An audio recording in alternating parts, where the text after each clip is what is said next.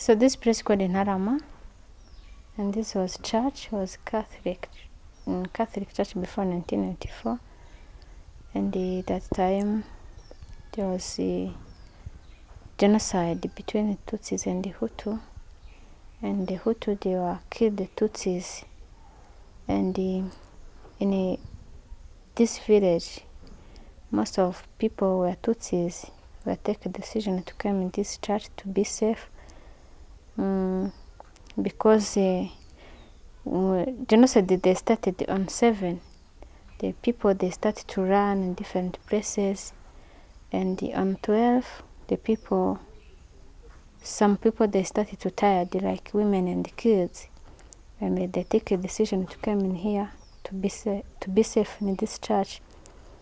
And they stayed there for 3 days. After 3 days, the Hutu militias came to kill them. Around 5,000 people were killed in this church, in this compound. The genocide was committed by Rwandans against other Rwandans. The genocide has been stopped by Rwandans, while the international community was looking inactively. Even the UN forces who are here during the genocide.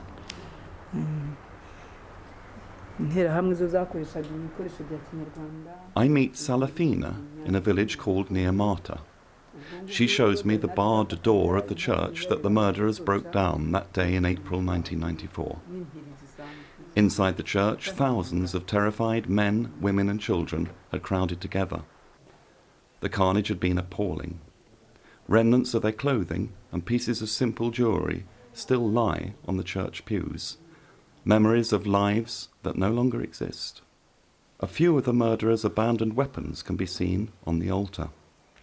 I ask Salafina what had happened to her family.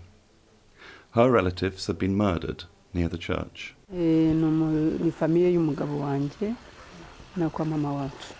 Aho twari turi nababwiye ko ari abavandimwe banje n'abagabo bacu, harimo n'umugabo wanje.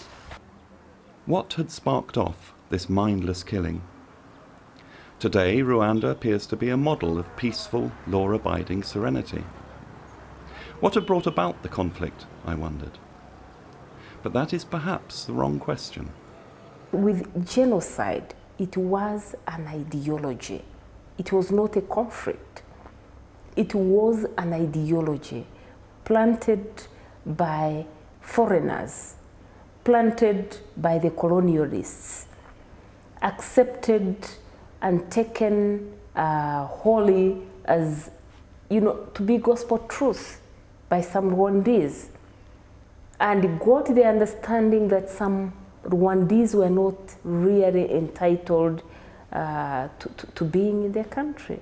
Abatwiciye byaratubabaje cyane kuko twicirirwaga n'abantu twaduturanye, tugicirwa n'abantu twashyingiranye, tuyicarana n'abantu twasangiye, byaratubabaje cyane biranadutungura. Kandi ikindi cya kabiri,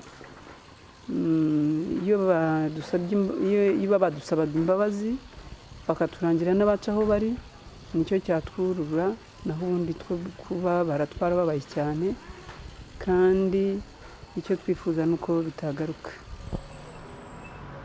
The film Hotel Rwanda was made about Hotel Mille Collines. These days it is restored, spruced up and elegant, just like the rest of the capital. One day a month, every citizen is summoned to an obligatory day of work, cleaning, sweeping or digging ditches. The result? Kigali is far and away Africa's cleanest capital and boasts an extremely low criminality. The country's schools seethe with activity, and there is a determination to catch up with the rest of the world. The use of French is diminishing. These days, English is the official language. We feel we should run faster and get this country to greater heights, because there is quite a lot we missed during the genocide, during all these problems we had. So we feel we should move a lot faster, and actually a lot faster than everybody else. Yeah, because time is not on our side. Kwitabira imirimo y'inkiko gacaca ni itegeko kuri buri munyarwanda. Umuntu wese udatanze cyangwa wanze gutanga ubuhamya ku byo yabonye cyangwa azi kimwe n'ubeshye mu buhamya atanze akurikiranwa n'urukiko gacaca rumutahuye. Ahanishwa igihano cy'igifungo cyo kuva ku mezi 3 kugeza ku mezi 6. Mwabiteze amatwi. Ndabasaba dufatanye ataza kugugira ugwa mu mutego wa kira kintu. Sibyo? Kuko itegeko ntago ari indirimbo turirimbye. Ni itegeko. Abasomera ingingo ya 71. Today is an important day in this little village in southern Rwanda. Perhaps justice is about to catch up with the last of those responsible for the genocide here. This is the man who is to be tried. His name is Cassian.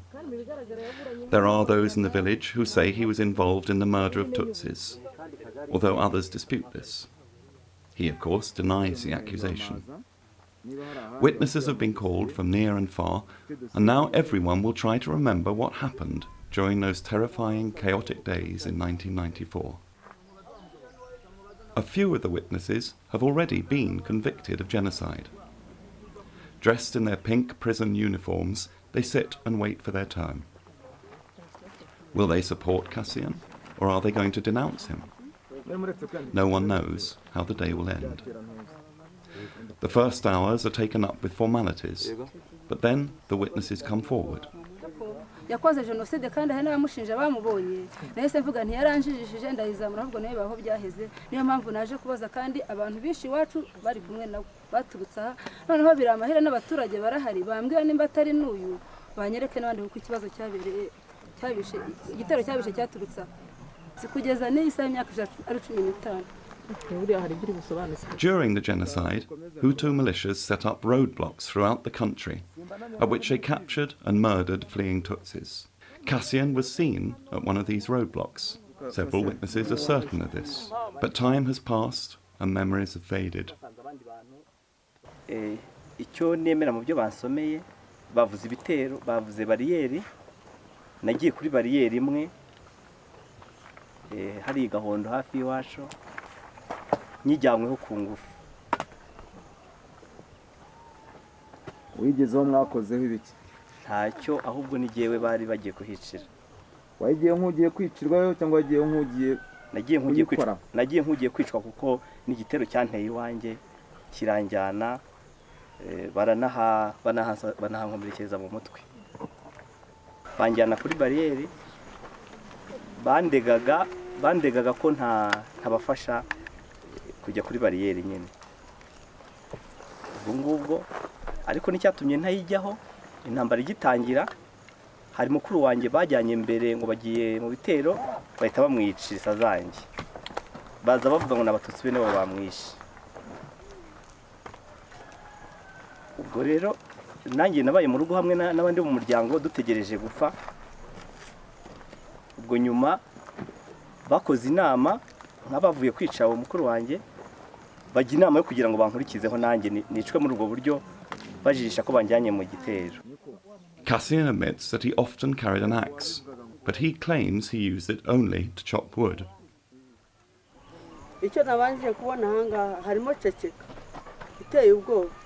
Niba koko abanyarwanda tugeze muri 2009 turi muri ceceka sinzi ko ari n'amajyambere tuzagera na vision 2020 ntayizagerwa kuko biteye ubwoba. Niba umuntu w'amabaza ati wari uri muri iki gihugu cyeko nari ku Kanyaru ko namenye ngo Kanaka bamuvumbuye aha bamwiciya wagendaga mu bitero yagendaga bivuga ko ntarazi ko hazabaho Gacaca yahitaga bisubiramo akavuga n'uwo bishe n'abo bishe nuko banganaga. Harimo ikintu cyishemo nk'umuntu w'umucamanza yaje noneho barangiza wagera ngo ahantu ngo bajya kubatemesha ibihuru.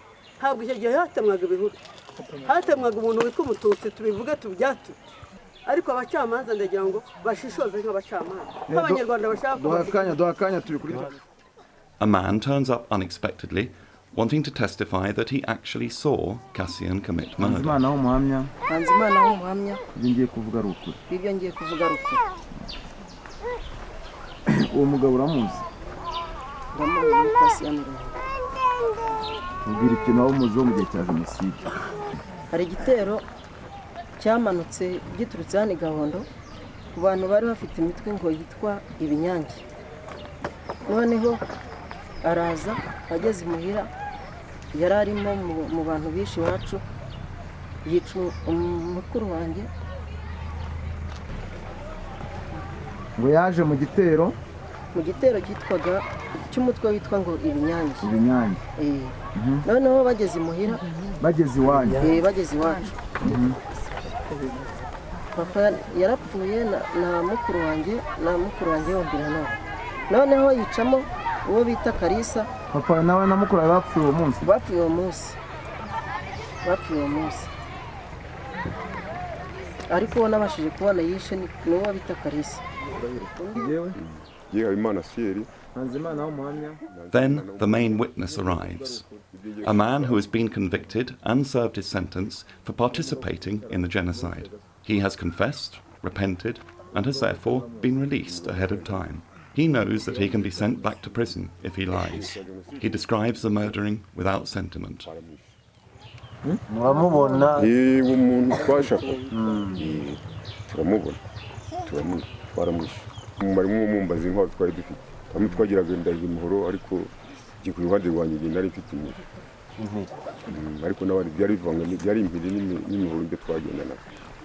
Kasane muri kumwe. Oya, ntabwo ngiye kumubona duhaguruka mu Kabuga niho namusize aho konsiya duhagaritse.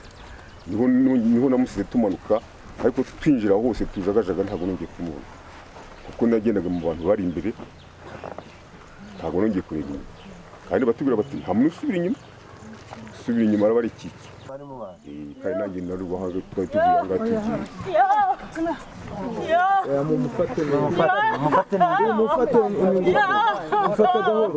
Mufate gahoro ntacyo. Nimutsikamira ariko. Ni bakaza banje n'abizengera zabanje. Nibo bari biyize.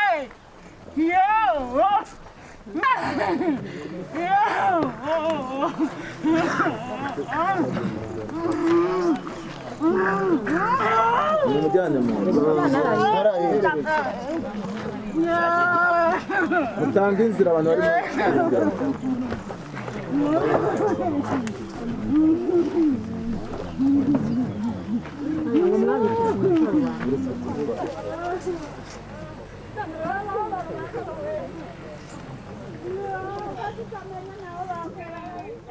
C'est une évidence. Maintenant, on est presque à la fin du travail des juridictions Gacaca. Et je pense qu'on a atteint les résultats et les objectifs qu'on attendait du système Gacaca. Et parmi les objectifs qu'on attendait, justement, c'était aussi de pouvoir permettre d'arriver à la réconciliation nationale. Au départ, quand nous avons commencé le système Gacaca, on avait à peu près plus de 120 000 personnes qui attendaient d'être jugées. Et il était évident que sans justice, on ne pouvait pas parler de réconciliation. The Tutsis are a minority of the country's population, and when they took power in the wake of the genocide, they realized that justice must include reconciliation and forgiveness if continued coexistence between Hutu and Tutsi were to be possible. Resolution with those who had committed the genocide demanded a new sort of law. Pas d'avoir une justice qui réprime seulement, mais une justice qui permet à la personne qui a commis les faits de pouvoir avouer, demander pardon à la victime et aussi à la population. Une fois le pardon accordé, c'est aussi une façon pour la population d'accepter cette personne une fois les peines réduites et une fois que la personne retourne dans la communauté.